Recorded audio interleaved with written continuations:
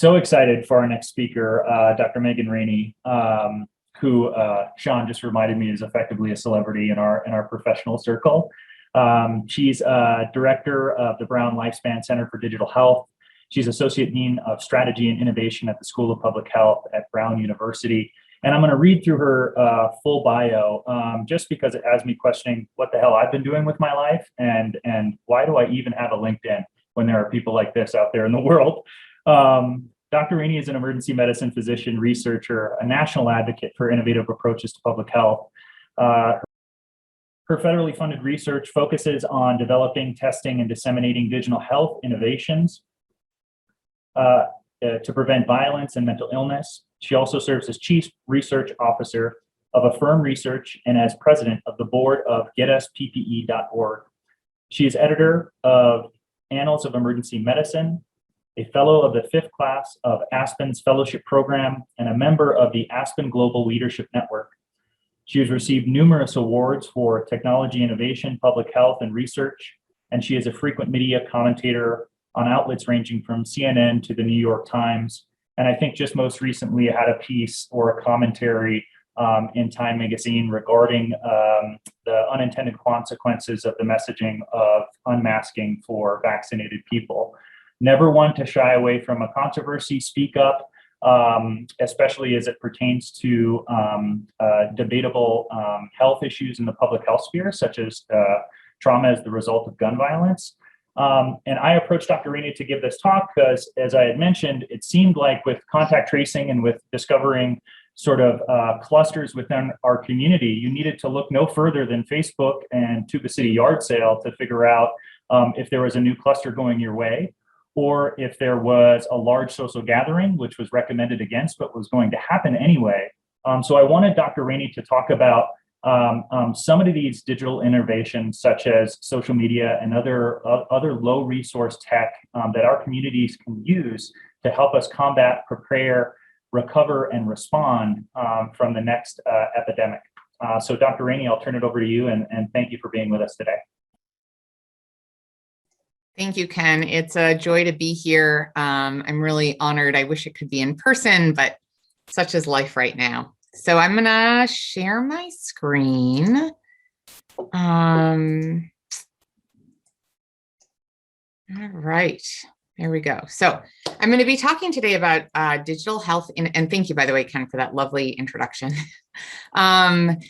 I'm going to be talking today about digital health innovations for quote unquote low tech communities. And I put that in quotes very purposefully because I actually think when you look across the United States and even across the globe, there's virtually no community that is truly low tech. It just kind of depends on how you define it.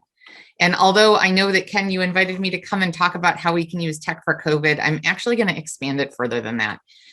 Because I think that one of the things that all of us are confronting now as the world is reopening is the fact that we do have all of these concurrent other epidemics which existed long before COVID and which have worsened over the last year and a half and which will continue to plague our communities for a long time to come. And I think that digital health has just as much promise there as it does for COVID itself.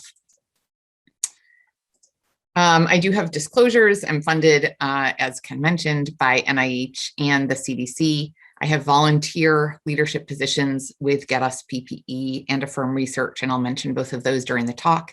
And I did give a couple of talks for Medscape that were compensated for COVID-19 testing, but not talking about anything related for our talk today. So I'm going to start by acknowledging that I am an emergency physician. And when folks think about emergency medicine, right, this is what they usually envision. It is this time-sensitive treatment of acute emergent conditions that have seconds to waste in order to save someone's life. And this is, of course, part of the reason I went into emergency medicine. And this is part of what I see each day.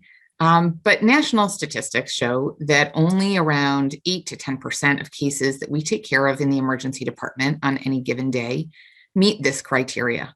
The vast majority of cases are certainly urgent, need to be seen and diagnosed and treated within the next 12 to 24 hours, but there's a little bit more time than this. And that's one of the areas that I actually got interested in digital health, was around these kind of spaces during a patient's stay and a patient's wait. But another big part of emergency medicine is the subtext behind patients' visits.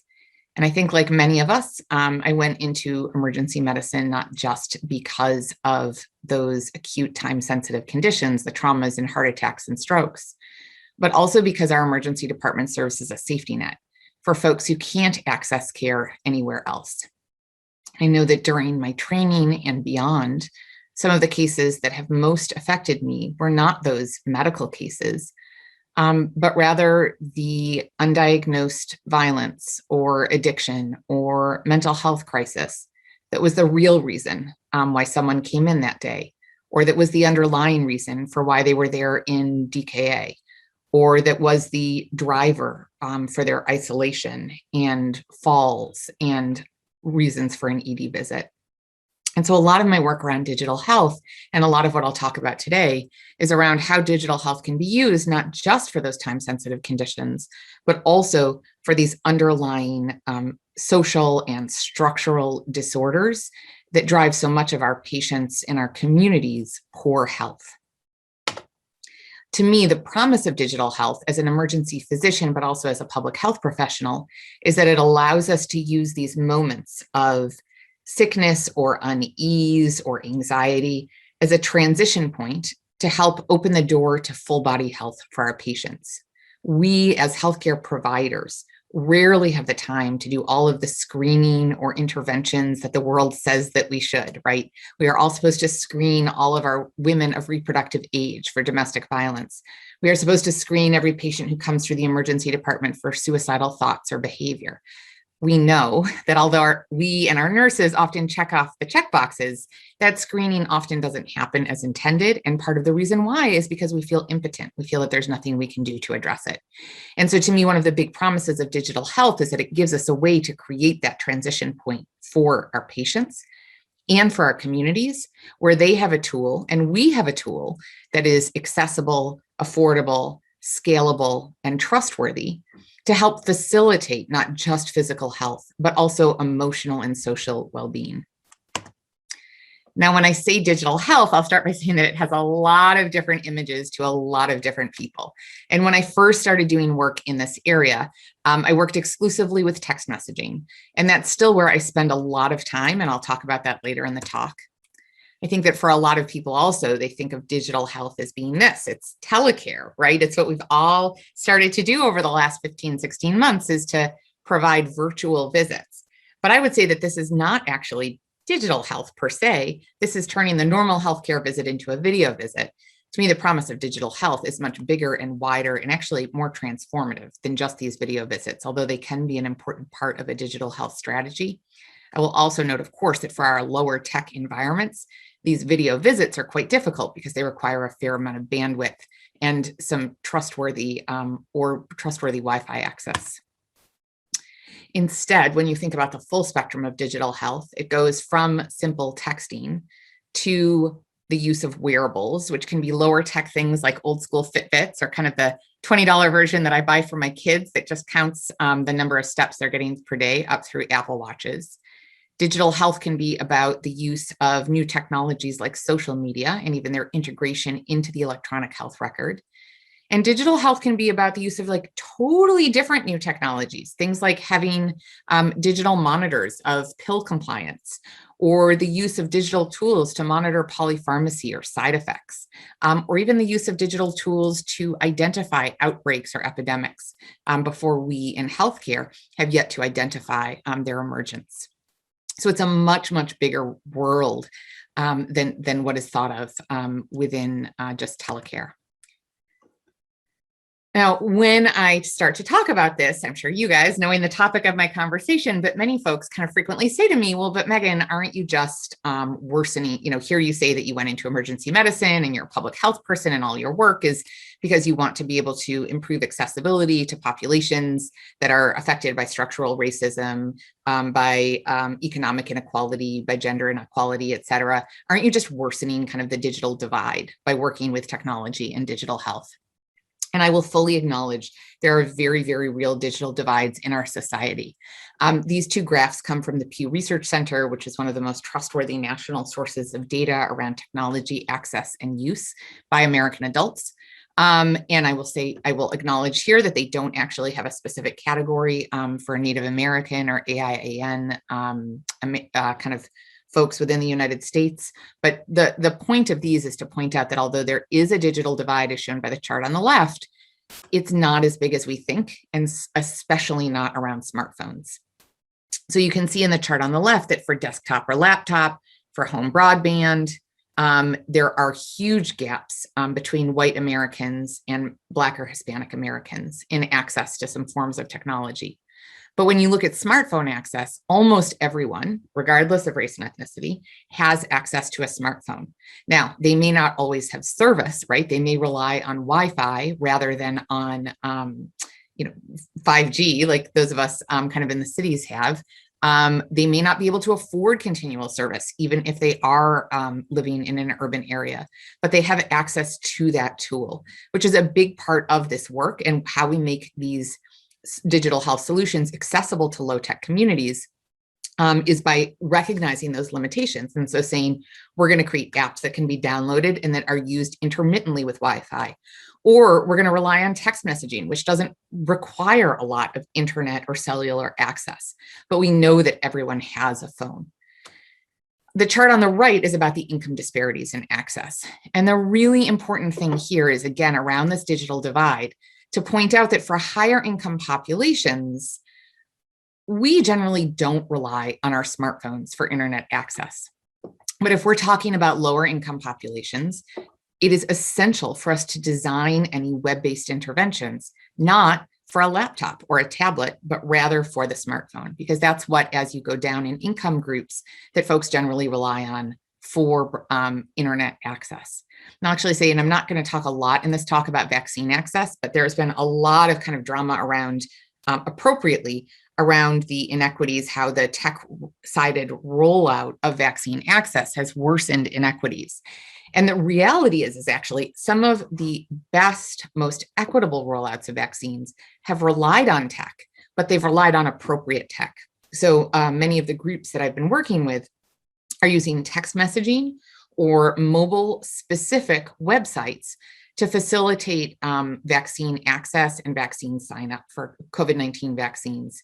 The trouble with what a lot of municipalities did is that many of the municipalities created vaccine sign-up forms on the web that assumed that people were going to be using a regular computer, which, as any of us have ever tried to open a computerized screen on our phone, it doesn't work and it doesn't translate and it feels overwhelming. So again, it's not the tech in and of itself, but it's the way that we think about and use tech and whether or not we use the right forms of tech for the right populations. One last thing that I'll say here is that social media access is pretty much universal, regardless of race and ethnicity and income level. There are slight differences in folks' use of social media according to, so Twitter tends to be folks that are higher educated, higher income, but Facebook, YouTube, used by everyone, regardless of age, income, gender, race, and ethnicity. And in fact, there have been surveys around COVID-19 knowledge that show that our Hispanic or Latinx communities are most likely to say that they get information about COVID-19 prevention, COVID-19 diagnosis, and COVID-19 vaccines exclusively from social media, not from any traditional media sources. So again, it kind of highlights why digital health is not just appropriate for quote unquote low tech communities, but actually is a necessary part of our strategy for shortening or minimizing inequities in access to healthcare information and access to healthcare delivery.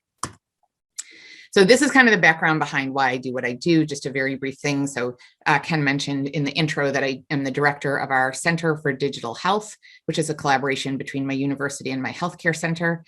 It grew out of a prior emergency digital health innovation program that I had. And we really kind of focus on trying to develop effective and equitable digital health solutions that work kind of for populations as well as for patients and providers. And a big part of our focus is working with communities, including students, and making sure that we provide educational opportunities, not just within our little ivory tower Northeast institution, but also for the larger world. And in some ways, COVID-19 has made this easier. Okay, so now let me go into some solutions. And as I was thinking about how to put this talk together, as Ken and I had chatted both last year and again this spring or this winter, I was thinking about kind of trying to do an overarching view on all the different tech solutions that are out there, and decided that was a little overwhelming and might not be super helpful. So instead, I'm going to take you through some of the things that I'm intimately involved with, both here at Brown and beyond, as examples of the ways that tech can be used to lessen that digital divide and to increase access to populations that otherwise don't have access to many of these preventive and intervention services, as an eye towards helping to expand kind of a sense of what types of things you all might look for that would be most appropriate for communities. I can't presume to come in and tell you this or that solution is the best one for you, but kind of the idea here is to try to open ideas about what might be possible and places where digital health can make a difference beyond that simple kind of contact tracing type scenario that Ken was talking about. So the first example is something called iDove, which is a project that we've been working on for a long time. It is a text message program for adolescents who've been in physical fights. We know that teens who've been in physical fights are higher risk of future fights, firearm injury, depression, substance use, post-traumatic stress, early pregnancy, or early initiation of sexual activity, et cetera. And we know that if it's kind of related into a lot of emotional regulation problems, conflict resolution problems. Oh, and my Siri's going off, sorry. Emotional regulation, conflict regulation issues. And so we created this text message program based off of basic concepts of motivational interviewing and cognitive behavioral therapy to help walk teens through over an 8-week period, kind of some basic concepts around emotional regulation and behavioral management. It's a 2-way text message program, and it's accompanied by the potential for texting a live counselor once a week. We have found that this is incredibly engaging. We recruit kids directly from the emergency department. We keep more than 90% of them involved over the full 8-week period, and they love it. They tell me that interacting with this automated text message program feels like someone actually cares. They say, I know it's a robot, but it feels like I have a friend on the other side who's asking me how I'm feeling. And more importantly, we actually see improvements in both their resilience, in their stress, and in their depressive symptoms and the number of fights that they're in. It is incredibly low tech. Like pretty much everyone in the United States has access to text messaging. And so it takes things out of the realm of apps. And so this is the first thing, is to think about doing texting as you're looking into solutions. iDove is one example. There are also text message solutions for diabetes management, for smoking cessation that are actually available for free through the CDC in multiple different languages, et cetera. And so no matter who your group is, this texting can be great. And it even works for our teens, who of course are using all different kinds of tech today. A second example is looking at digital symptom checkers. So many of us used this for the first time during COVID, right? That we would fill out forms online. Google created one, CDC created one, to try to get us to self-triage as to whether or not we needed a COVID test back when COVID tests were impossible to get. But I've been working with a number of companies, both in the US and abroad, around trying to improve digital symptom checkers in general. And so when I look about providing care to a low-tech population, either in the US or globally, one of the big barriers is that as you get into more rural areas, that decision about whether to seek care or not is a much bigger decision, because it requires that you have to get transportation. You may have to drive for hours, right? And so if we can create accurate digital symptom checkers, we can help to help patients better triage to like, what can they do on the phone or via video, rather than having to come in person. Unfortunately, a lot of the digital symptom checkers out there are not super great right now, but there are a couple of companies that are doing really good work in this area. One in particular is called Diagnostic Robotics. It's based out of Israel, and is a very strong player in terms of helping to accurately, both sensitively and specifically, identify who actually needs to present for emergency care. So another great way that digital health can be used for quote unquote lower tech communities. Another example is on the surveillance side. So this is something that may not ever touch your patients, but we can actually use technology, right, to surface areas of outbreaks. And one example here is we've worked, Rhode Island has one of the highest opioid overdose rates in the country. And we've worked to collate real-time data from our emergency departments across the state, as well as from our EMS colleagues and the police, in order to identify, before it ever kind of reaches the awareness of anyone, to identify early outbreaks of opioid overdoses, which allows us both to think about, are there new dealers? Are there new forms of synthetic fentanyl that are out there? And or are there specific neighborhoods that we needed to and do some more targeted interventions with? So it's been a great success in the use of digital health for surveillance. We're also using similar data to provide real-time notifications to emergency department providers of patients who are higher risk for opioid overdose in the future. So I might be taking care of a patient who's there for an ankle sprain or for belly pain or a migraine headache, totally unrelated to anything kind of, at least kind of blatantly opioid related. They may have been to a number of hospitals in my area. I might not have their full history, but this system allows us to be notified that they are, because of certain, prescription patterns, because of prior history of overdose, et cetera, that they're at a slightly higher than average risk of future opioid overdose, which then allows me to either not prescribe them opioids on discharge, or to offer them naloxone, peer counseling, et cetera. It's a way to lessen the cognitive overload of our providers, who again, we know are not doing great screening all the time, and to improve our care of populations without relying on tech access on the part of populations. A third example is using social media, a fourth example is using social media. So we've been doing a number of studies, particularly during COVID-19, with using Instagram to recruit patients for interventions. And most of this work is actually around recruiting adolescents who've been victims of cyberbullying. We found that using purely social media identification and delivery of interventions actually results in a much more diverse group of participants. We have a higher percentage of LGBTQ identifying youth. We have higher diversity in race, ethnicity. We get kids from all 50 states, from urban as well as rural areas, to enroll in these programs. And again, the programs themselves show improvements in stress, in resilience, and in kids' own bystander intervention skills, so that they're empowered to intervene if they witness cyberbullying online. This has tremendous applicability to our lower tech populations because it allows us to, again, identify people where they are at. We are not requiring these kids to talk to a guidance counselor. We're not requiring these kids to come for their yearly pediatric visit and to get screened for cyberbullying or cyber victimization at their pediatrics visit. We're allowing them to integrate it into their regular social media use. And we know during the pandemic how much kids' social media use increased from an average of around 2.5 to an average of around 7 hours a day. And it allows them to get this in a really non-stigmatizing way that feels quite natural to them. So this would be the next area that I would urge you to kind of think about as we're thinking about digital solutions for quote unquote low tech populations. They're all using social media. So let's think about how to integrate it in. This can also be done, of course, in an educational way.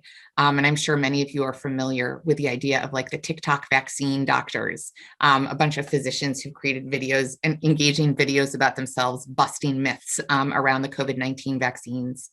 There are other great examples of physicians and healthcare facilities using social media, Snapchat, TikTok, YouTube, to educate about what it means to be trans or non-binary, using it to educate around diabetes, to educate around stress management and many other topics. So social media is a very important avenue for accessing populations who may not self-identify as having much access to tech.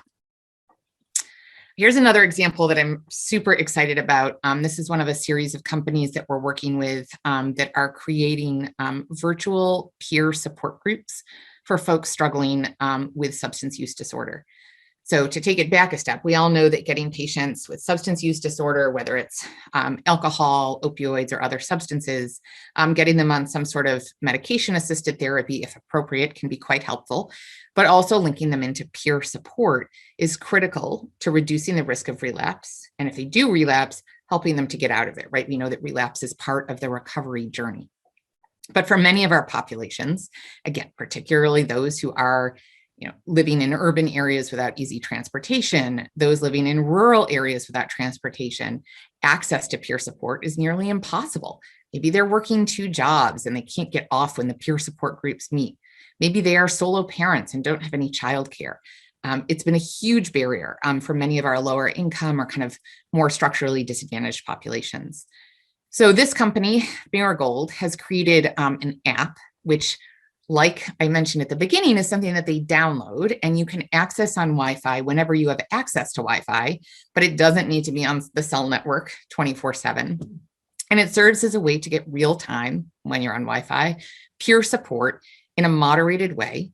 And they actually use natural language processing to identify high-risk messages to notify moderators or clinicians that someone's showing signs of, severe depression, suicidal thoughts, relapse, etc. It's a way to allow us to permit safe and both synchronous and asynchronous peer support to folks that might otherwise not have access to it. And this is a program that I am deeply, deeply enthusiastic about. We're about to start a large trial really across all 50 states with overrepresentation of rural and kind of rural areas and folks with transportation difficulties to try to show its efficacy on a national basis. But when we're thinking about low-tech communities, this type of thing is something to really consider when you're trying to create those community groups and that sense of support for people that may be too far away. Another similar example is Crisis Text Line, which some of you may be familiar with, but it is a text-based program. It's a nonprofit that provides real-time crisis services to folks across the country. It started as a suicide hotline in text message format, but it's expanded to also help folks through crises around gender identity, around sexual orientation, around domestic violence, around sexual assault. They don't provide therapy, but they link people to resources. And it's something that I actually provide to almost all my patients who are there in a behavioral health crisis. As I give them this phone number, it's totally free. Again, it's accessible to just about most Americans. And I know that I'm getting towards the end of my time here. Ken did mention AFFIRM, the American Foundation for Firearm Injury Reduction in Medicine, which is a nonprofit that I'm part of, that's dedicated to a public health approach to firearm injury. And we're using technology to help share stories about both firearm injury prevention, but also about its very real human toll. And so one of the things that we found really helpful about tech is that it allows people to share those stories in a more anonymous way and to, again, unite communities across the country who might otherwise feel isolated. Finally, moving on to some COVID stuff, we created a My COVID Risk app, which allowed people to judge their risk of activities based on the likelihood of catching COVID. We recently retired it because thanks to vaccines, it's less needed, but is a nice example of how tech can be used to help support our patients and our communities in making smart choices, even when our local governments may not be making the smartest choices. And finally, Get Us PPE, which to me is one of the most powerful examples of how we can use digital technology for health. Over the last year and a half, we've delivered well over 10 million pieces of PPE. I think it's actually close to 12 million now, including to many tribal nations. We've been able to use tech to both social media to identify donors of personal protective equipment, and then use digital algorithms to distribute PPE to those who need it most. And we've actually incorporated an equity algorithm very purposefully into our distribution of scarce PPE with overweighting of being in an area that serves a primarily safety net population, weighting of hospitals or clinics' own access to PPE, and overweighting local COVID rates, which is part of the reason that especially early on, a lot of it did come to you guys in both Navajo and other tribal nations. We also sent a lot of PPE to Detroit, to areas in Texas and elsewhere. One of the really interesting things about the PPE crisis that I think was largely ignored by the media is that although the early stages of it were really concentrated in large acute care facilities, like, big ERs like mine, as the crisis went on, most of the acute care facilities found ways to kind of band-aid over the crisis. They of course made us reuse our PPE, but they also had some funds and had some connections to supply chains. And so they were able to overcome the lack of PPE by using those connections to get the scarce supplies that were there. But it was the smaller facilities, the safety net hospitals, the clinics, the substance use treatment centers, the homeless shelters, the domestic violence shelters, the nursing homes, and then the home healthcare aides, the folks that go door to door to go visit and check on directly observed therapy for TB or kind of whatever the public health function is. Those are the folks that stayed without PPE up until really only a couple of weeks ago. We were still getting desperate requests. The PPE crisis has, thank goodness, largely resolved, thanks both to the new administration and, of course, thanks to vaccinations and the reopening of the global supply chain. But I close with this example of digital health for low-tech communities because it's a great example of how we can use digital data and digital surveillance to help facilitate equity, where it doesn't matter if you have great broadband access or not. You can still access a web-based form to indicate your need, and we can still use data to distribute in a more equitable way. So that's it. I promised Ken I would keep it to about half an hour. Hopefully these are some solutions that resonate, and I would love to hear questions and comments. And hopefully I've expanded your sense of what might be possible for your patient populations. The last thing that I'll say is that, in my work, both as an emergency physician and in my public health job, it is, not just possible, but loved by my patients when I provide them with these solutions that they can take home. So I can say, here's a chronic pain solution that you can do on your phone. Here's an app with meditations. Here's a smoking cessation program that you own, that you control. It gives them self-efficacy and a sense of being able to manage their own health in a way that our healthcare system often takes away from them. I'll close there. Thank you guys for the invitation and kudos on a great conference. I'm excited to hear questions if we have a couple of minutes. Amazing job. Thank you so much for sharing those examples. I did have a few questions. You did mention the equity, the engagement, and the empowerment of our patients. I wonder on the negative aspect of it, as there are several big news stories about data breaches. And how would we communicate in a responsible and transparent way about data security when we're using these new innovations or these new ways to access and relate to our patients?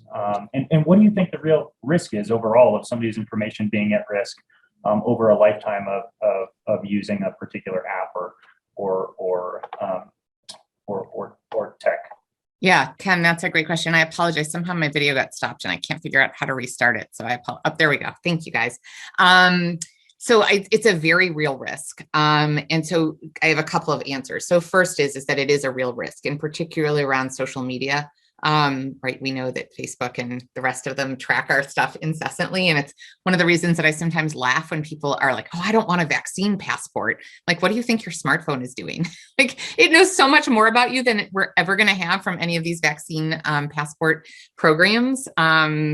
So I start by kind of acknowledging that there is an ethical risk, and there have actually been studies showing that well over 3/4 of digital health programs that are freely available on Google Play take or use information without patients, collect information without patients' full permission, and share it with third parties without patients' permission. So there is a real concern. There's a couple of things here. One is that the FDA is providing a series of certifications of digital health programs. They have kind of level 1 for true digital therapeutics, and then there's a level 2 and level 3 certification. Those certifications tend to be accompanied by higher adherence to privacy standards. So that's the first thing. The second thing is that I, of course, caution my patients always that this may not be HIPAA compliant, and they have to understand, so like Marigold, the company that I mentioned, I know that they meet HIPAA standards. So I feel very comfortable recommending them. But even for the text message programs that I do, I caution patients, A, that texting could be intercepted. And then B, I always caution patients to be aware there's no one on the other side 24/7. So there's that ethical side as well. Like if you're having a crisis, call 911, call a hotline. Don't just text me and say, I'm having a horrible night, please help me. I'm not going to be there, right? And so I think that that's an equally important caution. My hope, Ken, is that going forwards, we're going to be able to create almost digital pharmacies.